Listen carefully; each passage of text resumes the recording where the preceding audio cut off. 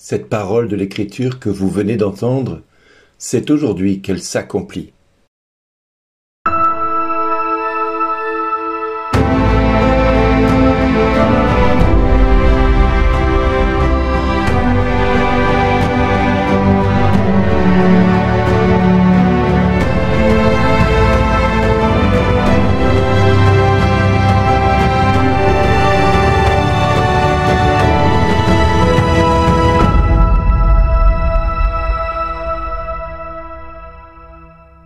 Aujourd'hui, le message vous est adressé par Bernard Dille. Bonjour les amis, cette parole de l'Écriture que vous venez d'entendre, c'est aujourd'hui qu'elle s'accomplit. Avec ces paroles, Jésus commente dans la synagogue de Nazareth le texte d'Isaïe, donné 800 ans plus tôt. « L'Esprit du Seigneur est sur moi parce que le Seigneur m'a consacré par l'onction. » Ces paroles ont non seulement une signification qui dépasse le moment exact auquel elles furent prononcées, mais le moment où Jésus les incarne, parce que l'Esprit Saint habite dans la plénitude totale intérieure du Christ, c'est lui qui transmet aux croyants cette parole. Mais ce qui va choquer la population qui se trouve autour de lui, ce n'est pas le fait qu'il ait d'abord dit cette parole. Rappelez-vous ce qui s'est passé juste un tout petit peu avant. Jésus referma le livre, le rendit aux servants et s'assit. Tous dans la synagogue avaient les yeux fixés sur lui. Et ce n'est que là qu'il se mit à leur dire « Cette parole de l'Écriture que vous venez d'entendre, c'est aujourd'hui qu'elle s'accomplit. » J'ai toujours trouvé curieux que les yeux étaient fixés sur Jésus alors qu'il n'avait encore rien fait. Jusqu'au jour où je suis allé en Terre Sainte et où, en entrant dans une synagogue, j'ai vu au fond de la synagogue un siège. Et j'ai posé la question au guide « Pourquoi il y a ce siège à cet endroit ?» Et là, il m'a répondu, dans toutes les synagogues, il y a un siège pour le Messie. Quand il viendra, il s'assiera à cet endroit. Et c'est à cela que nous le reconnaîtrons. Et c'est pour cela que les Juifs de l'époque ont mal accepté le fait que Jésus aille s'asseoir à cet endroit. Parce qu'il était dans sa ville natale, Nazareth. Et tous le connaissaient comme le fils du charpentier. Tous le connaissaient comme le fils de Marie. Ça ne pouvait pas être le Messie, c'était impossible. Et bien voilà pourquoi ils n'ont pas accepté que Jésus non seulement s'assied, mais prononce cette parole de l'Écriture que vous venez d'entendre. C'est aujourd'hui qu'elle s'accomplit. En clair, le Messie non seulement vient de s'asseoir, mais il prononce une parole que le Messie était censé dire.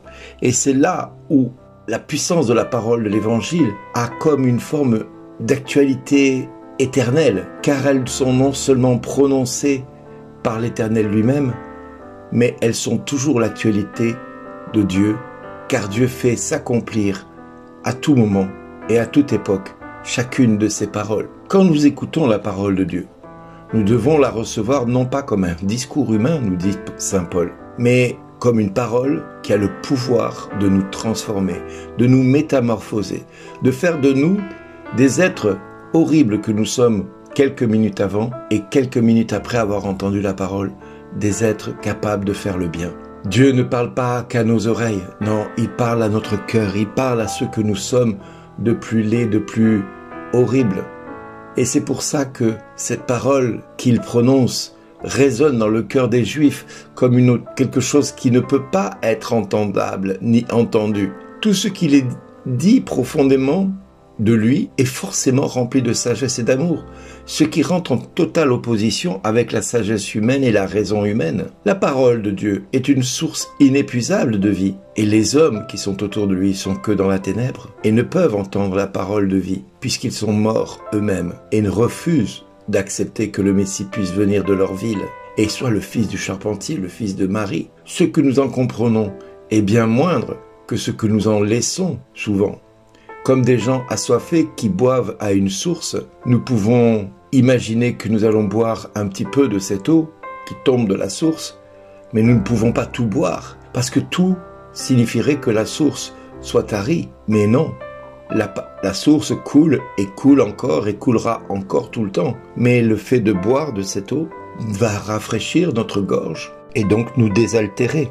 Mais la source continuera de couler, et cette source, on ne peut pas toute la boire. Donc il en reste beaucoup plus que ce que nous pouvons en prendre. Mais en aucun cas ne va pouvoir sevrer notre soif d'eau que nous allons avoir dans les jours qui suivent. Non, à aucun moment cette eau ne peut éteindre cette soif. Elle peut que l'éteindre momentanément. Eh bien, les paroles de Dieu qui sortent du cœur de Dieu ont le même pouvoir que cette eau. Elles ont le même pouvoir que le Saint du Saint au sein de cette Trinité qu'est Jésus.